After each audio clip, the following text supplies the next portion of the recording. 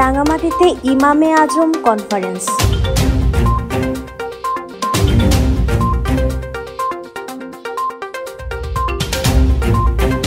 4 মাযহাবের অন্যতম হানাফি মাযহাবের প্রতিষ্ঠাতা ইমাম আজম আবু হানিফার স্মরণে রাঙামাটিতে ইমাম আজম কনফারেন্স অনুষ্ঠিত হয়েছে।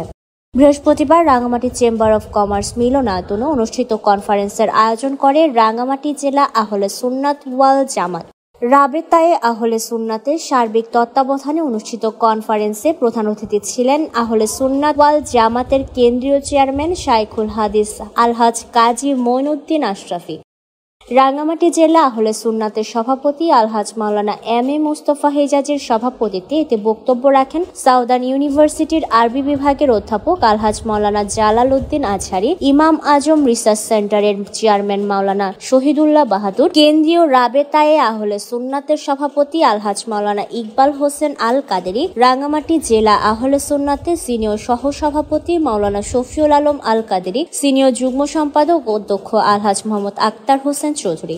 স্বাগত বক্তব্য রাখেন জেলা আহলে সুন্নাতের সাধারণ সম্পাদক অধ্যক্ষ আলহাজ মাওলানা জসিম উদ্দিন নুরি।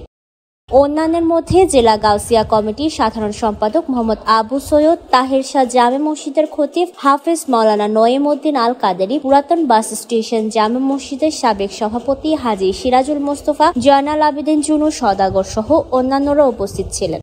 এ সময় বক্তারা বলেন, বিশ্বব্যাপী যেভাবে ইসলাম বিকৃতকারী নানা দল উপদলের সৃষ্টি হয়েছে আর তাদের বিভ্রান্তমূলক বক্তব্যের কারণে মুসলমানরা ইসলামের সঠিক রূপরেখা চিনতেও ভুল করছে।